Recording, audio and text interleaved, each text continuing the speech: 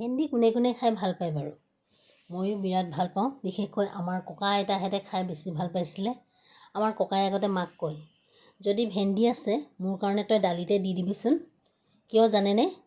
ককাৰ দাঁত নাছিলে, আলুকেইটাই ভাতকেইটা খাবলৈ কষ্ট হয় আৰু ভেন্দিখিনি সানি মিক্স কৰি যদি ভাতৰ লগত খায় বিৰাট কষ্ট নোহোৱাকৈ হুলুক হুলুককৈ খাব পাৰে।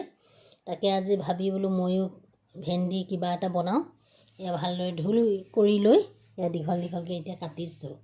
কি বনাম আপোনালোকে নিশ্চয় ধৰিব পাৰিছে। ভেন্দি যেনেকৈ নিদিয়ক, ভাজিয়ে হওক বা বইল কৰিয়ে হওক, মই কিন্তু খাই বিৰাট ভাল পাওঁ। বা কেতিয়াবা থুপথুপীয়া কৰি বনাব লাগে, অকণমান স্পাইচি টাইপৰ, তেনেকৈও খাই ভাল পাওঁ।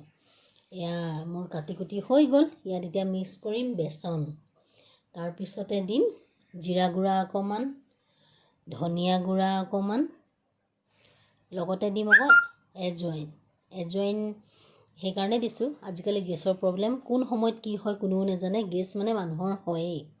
তাৰপিছত ৰঙৰ কাৰণে অকণমান শুকান জলকীয়া গুড়ি দিছোঁ, নিমখ। ইয়াত দি দিম এতিয়া মই মিঠাতেল অকণমান। হয়তো কোনোবাই যদি খাওঁ বুলি ভাবে পানীৰ লগত সানিও খাব পাৰে। মই পানীৰ লগত সানি দিলে ভাজিবলৈ বেয়া পাওঁ।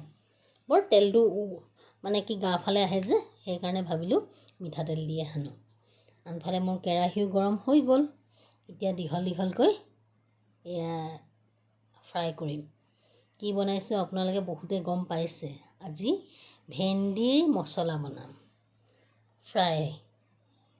কাৰ কাৰ প্ৰিয় বাৰু এই ৰেচিপিটো ক'বচোন দেই। মই কিন্তু ভাতৰ লগত খোৱাতকৈ এনেই খাই বেছি ভাল পাওঁ। আৰু এয়া মোৰ এইখিনি ভজা হৈ গ'ল। তাকে বোলো দেখিটোতো গম পাইছোঁৱে ধুনীয়াকৈ ফ্ৰাই হৈ গৈছে বুলি। তথাপিও আপোনালোকক এবাৰ ভাঙি দেখুৱাইছোঁ। পূৰা মচমচীয়া হৈছে আৰু গৰম গৰম ভাতৰ লগত খাই বিৰাট ভাল লাগে। আপোনালোকে যদি নাই খোৱা কেতিয়াবা বনাই খাই চাব, খাবলৈ সঁচাকৈ ভাল হয়। এয়া মোৰ গোটেইখিনি হৈ গ'ল। এতিয়া খাম আৰু প্ৰথমতে মই অকণমান টেষ্ট কৰি চাম, তাৰপিছতহে ভাতৰ লগত ইয়াৰ জুতি ল'ম।